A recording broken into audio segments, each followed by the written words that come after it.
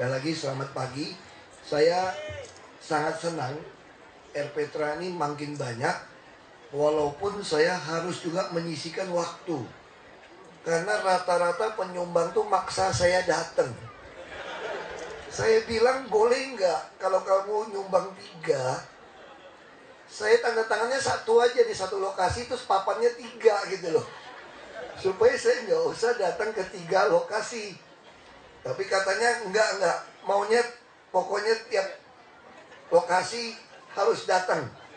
Wah, saya ngitung-ngitung gawat juga kalau 150 ini. Ya kan, saya 150 karena 150 kan kita yang bangun sendiri. Mungkin yang punya kita gabungin aja, Bu. Ya ada berapa tempat kita gabungin supaya waktunya, nanti orang pikir saya apa-apain lagi. Tiap hari kerjanya RPTRA melulu. Dia kira ketua umum ISTI lagi, Ikatan Suami Takut Istri. Nanti susah saya. Ya, ini lupa juga ada rektor UPJ ya, Ibu Sinta juga dari Trisakti tadi. Terima kasih. Nah, jadi RPTRA ini kenapa kita bangun?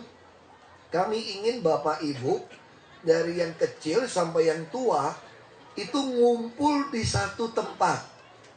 Jadi waktu pagi, siang atau sore atau libur, dari yang masih di dalam janin, masih janin ini di perut ibunya, sampai yang udah lansia, tua-tua, ngumpul bareng. Nah, untuk apa ngumpul bareng? Supaya saling berbagi. Jadi istilah bahasa gaulnya ini, ngerumpi, tapi ngerumpi yang baik. Oh, ini dia ada wakil wali kota, ada dewan juga, mohon maaf nih.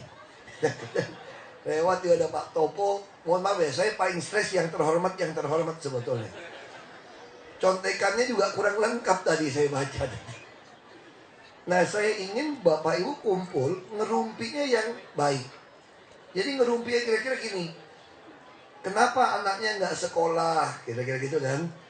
Ini kan kenapa orang tuanya sakit, anaknya sakit, tidak dibawa ke rumah sakit. Nanti kalau dia bilang, ongkos taksinya berat.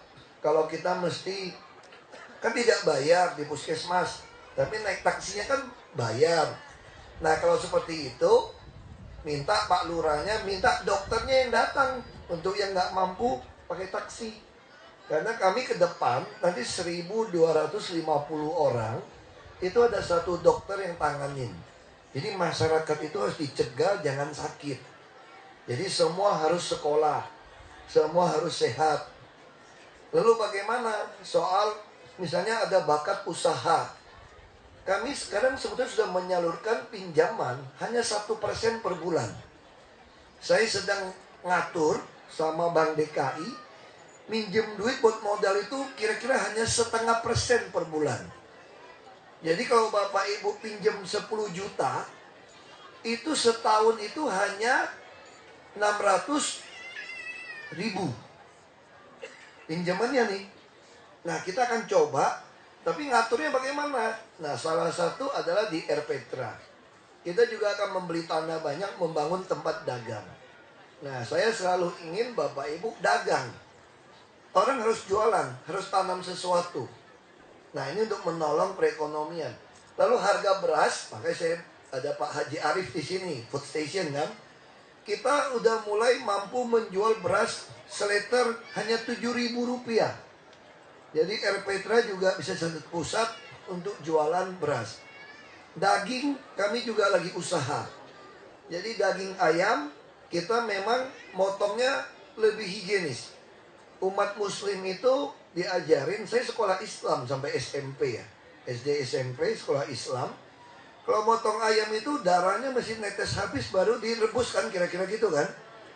Kadang-kadang kalau potong ayam di pasar itu baru disembelih langsung cemplungin ke air panas.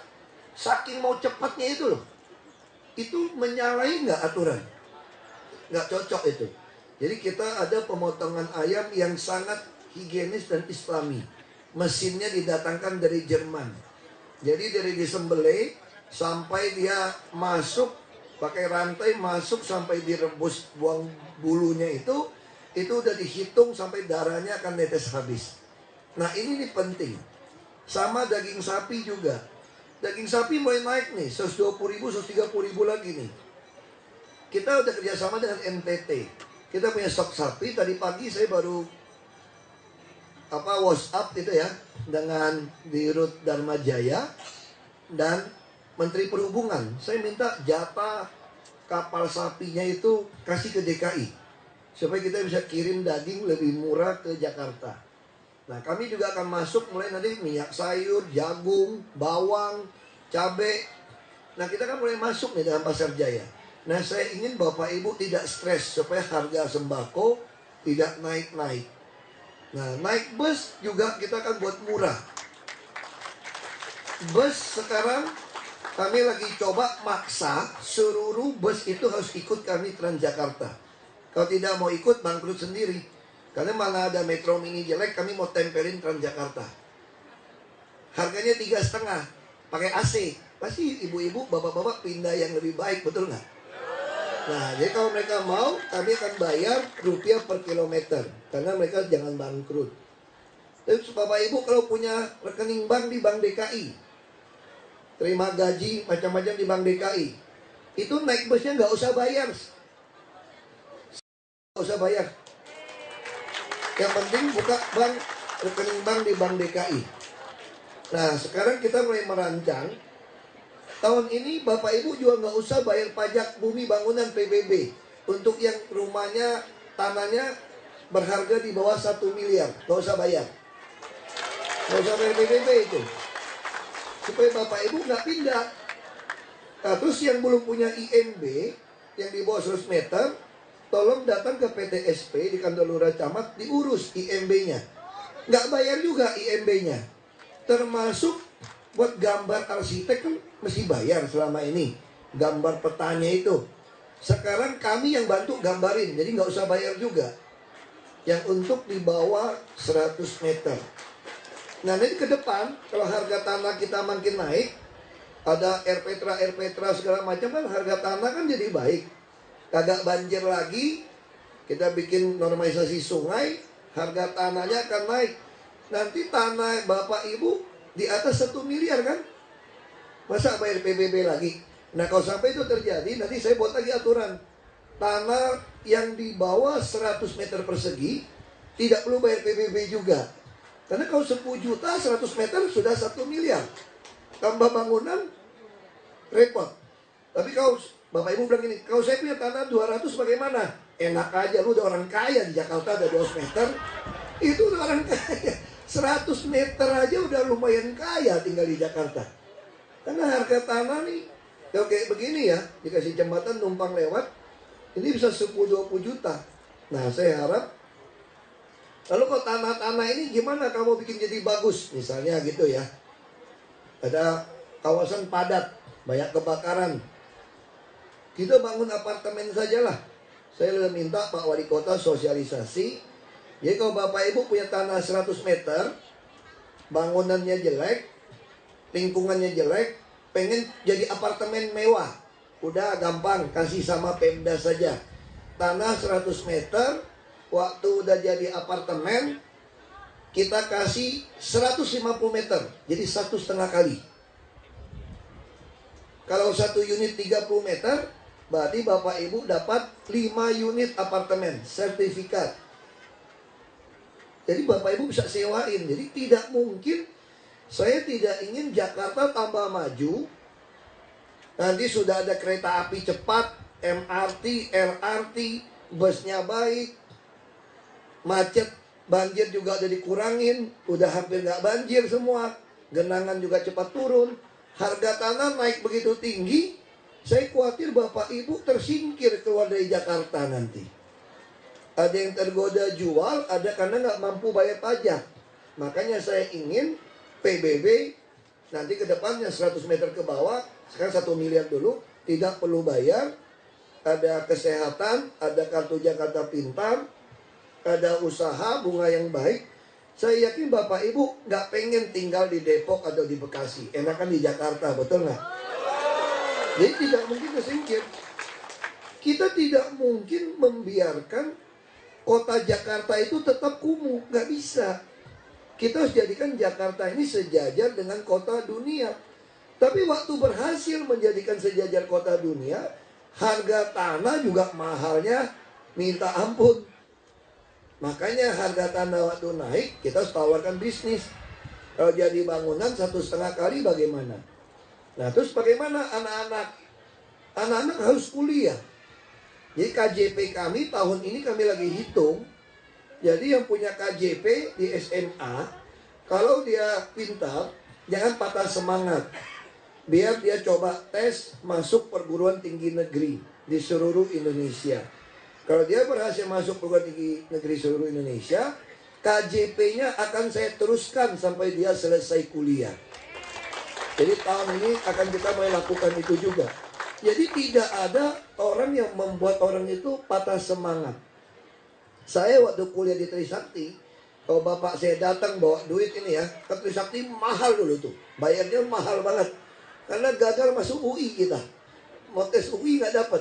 Tes ITB kagak dapat juga. Ya udah masuk Trisakti lah.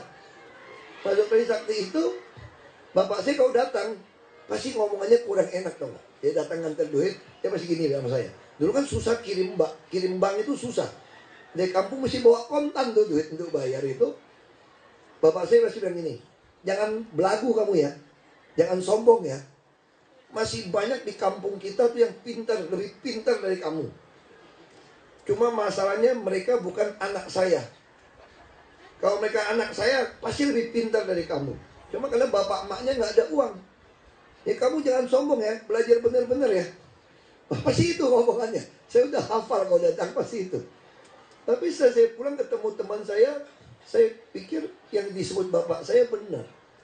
Terlebih lagi waktu saya jadi bupati, saya sengaja minta sama kampus saya, alma mater, boleh nggak saya kirim 4 anak dari sekolah, dari SD-nya di madrasah sampai SMA-nya di perguruan Islam, Pergib di situ ada, boleh nggak masuk jurusan yang sama dengan saya, geologi juga. Untuk apa? Saya mau bandingkan buah apel sama buah apel, kira-kira gitu. Bener nggak bapak saya bilang orang kampung lebih pintar dari saya kalau kuliah. Lalu 4 anak dikirim. Lulus cepet banget, 3,5 tahun atau 3 tahun. IP-nya 3,9, 3,8. Saya IP-nya cuma 2,7 lebih. Karena ini dosen saya juga salah. Dulu dia bilang gini sama saya, ini hibur saya kan. Nggak usah terlalu pintar, yang IP tinggi-tinggi baik lagi jadi dosen katanya. Kalau yang terlalu bodoh repot. Ya sedang-sedang aja lah, baik lagi jadi donatur di kampus katanya. Jadi orang kaya, ya udah saya nggak usah belajar terlalu pintar lah. Apa jadi gubernur, nggak usah terlalu pintar. Yang penting ototnya agak kenceng aja. Otot jantung, otot paha. Kalau di Uber yang demo-demo larinya masih kenceng, jantungnya masih kuat. Dengan otot tangan, kalau ditolong dari angkatan udara helikopter bisa gelantungan lah 1 menit sebelum naik. Jadi itu akibatnya itu. Tapi ini anak sekarang, satu anak ini dia lagi ngambil S3 di Jepang. Dia ikut ekspedisi kapal Jepang di Samudra Indonesia, ke Samudra Hindia. Satu-satu dari Indonesia. Ini anak perempuan nih, pakai kerudung, kecil anaknya. Pintar sekali dia. Dia sampai sekarang. Nah ini yang membuat saya yakin apa kita akan memasuki persaingan dagang masyarakat ekonomi Asia Tenggara. Ini bukan cuma Asia Tenggara, persaingan dunia. Sekarang dunia apapun masuk saling tukar kita. Kita butuh SDM yang baik. Nah kita butuh pendidikan yang baik. Hari ini nggak semua orang bisa kuliah. Nah idealnya semua orang yang pengen kuliah walaupun nggak terlalu pintar harus kita biayain sebetulnya. Nanti kita lihat tahap ke depannya lagi. Buktinya yang kurang pintar bisa jadi gubernur kan. Jadi jangan menghina orang yang kurang pintar juga loh. Itu bisa aja di presiden ya. Jadi kita mesti ngatur. Jangan cuma beasiswa diberikan kepada yang pintar saja. Nggak bisa juga. Orang yang biasa-biasa kalau dia belajar terus bisa. Teman-teman saya yang SD SMP pintar karena tidak kuliah, sekarang ya udah kalah sama saya. Nah orang itu mesti seperti pisau diasah terus. Nah saya harap RPtra ini adalah tempat Bapak Ibu saling memperhatikan, saling mempedulikan satu sama lain. Nah tugas Pak Lurah adalah manajer di wilayahnya. Jadi ada apa-apa RT RW lapor sama Lurah. Lurah harus urus semua urusan. Dia seperti orang tua buat kita bersama. Kalau lurahnya nggak peduli, oh gampang sekarang Pak RT RW. Lapor saja sama Pak Wali Kota. Pak Wali Kota nggak peduli, SMS saya kan. Saya ada jurus silatnya. Cuma 3 jurus silatnya. Pecat, pecat, pecat. Nah itu jurus silatnya. Ya kan? Udah pecat aja, udah. Ganti yang lebih baik. Karena ini urusan banyak. Kepentingan orang banyak. Misal contoh, saya udah bilang sama Pak Wali Kota. RT RW, biasa kan ada juga lah kalau di daerah perumahan ngutip uang kebersihan. Tapi yang kebersihan yang suruh kerja dibayar gaji berapa? 500.000, sejuta. Orang UMP tahun ini 3,1 juta kok, mana tahan. Nggak ada asuransi lagi. Nggak ada THR, THR minta-minta sama orang rumah. Ngapain jadi pengemis? Mau THR ngemis-ngemis, malu-maluin aja ya nggak? Kita bikin 13 kali gaji. Ya 13 kali gaji, UMP, ada asuransi. Kemarin ada yang meninggal ya PPSU ya. Dapat 137 juta asuransi. Kita kasih asuransi semua. Kita kasih seragam yang baik. Makanya saya bilang RT RW yang nggak sanggup membayar gaji yang pegawainya, masyarakat lihat sampahnya nggak diangkut, marahnya ke saya ya nggak, marahnya ke wali kota. Mendingan sekarang kami saja rekrut jadi pegawai kami, jadi biar seluruh pelosok sampai kampung-kampung bersih. Yang kerja usahakan orang kampung itu Pak. Tidak boleh dari kampung lain, kecuali orang kampungnya nggak mau. Kalau kampung sendiri digaji kagak bersih, keterlaluan, betul nggak? Itu ditabok ibu-ibunya aja udah keterlaluan tuh kalau. Tapi ibu-ibu juga ada yang kerja loh PPSU, rajin. Nah ini udah mulai saya lihat Jakarta kalau kerjasama seperti ini, urusan perut diurusin, ada gaji, urusan otak juga dipenuhin, orang bisa sholat, bisa buat ibu-ibu muslimat kumpul, tingkat kebahagiaannya kita harap naik. Dan dompetnya pun penuh. Nah kan tugas saya kan cuma itu, bikin kepalanya penuh, perutnya penuh, dompetnya penuh ya nggak? Perut penuh, sehat. Jadi visinya gubernur nggak usah muluk-muluk lah.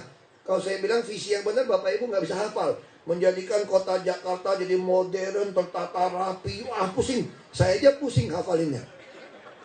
Jadi visinya gampang.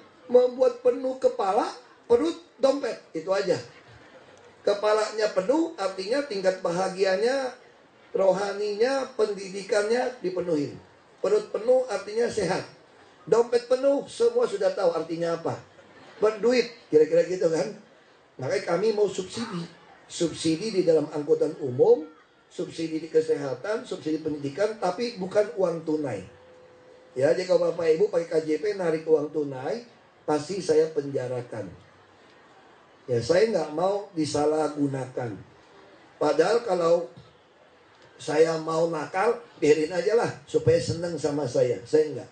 Saya lebih baik Bapak Ibu nggak senang sama saya, tapi berguna sampai satu generasi belajar yang betul. Yang paling penting kan akhlak kebenaran harus kita sampaikan kepada warga. Mungkin nggak suka, nggak apa-apa. Sama orang tua sama anak juga gitu kan. Nggak boleh main di air, main di sungai, marah-marah. Mak jahat, bapak jahat gitu kan. Tapi setelah dia dewasa kan dia mulai ngerti. Orang tua pengen anaknya baik. Lagi saya harap RPTRA ini manfaatkan betul untuk saling peduli. Ya, ibu-ibu manfaatkan tempat nyusu yang baik. Anak kalau disusuin dengan baik, ASI, pasti jadi anak manusia bukan anak sapi. Kasih susu sapi kan agak bebal dia, betul nggak? Karena anak minum susu sapi kan, anak sapi dong. Kecuali terpaksa ya nggak. Jadi anak mesti disusuin. Kalau anaknya disusuin dengan baik, ASI pasti sehat. Kalau saya sih memang alhamdulillah super sehat.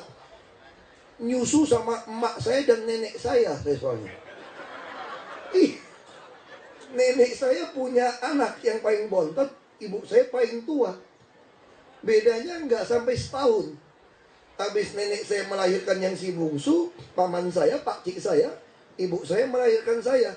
Jadi kalau saya di drop di rumah nenek, nyusu nenek, pulang ke rumah nyusu ibu. Nah, jadi ya lumayan dapat 2 jenis. Ya gitu ya, nyusu. Nah, ini kira-kira itu. Saya harap Bapak Ibu harus dorong. Susu terbaik tetap ASI, susu ibu.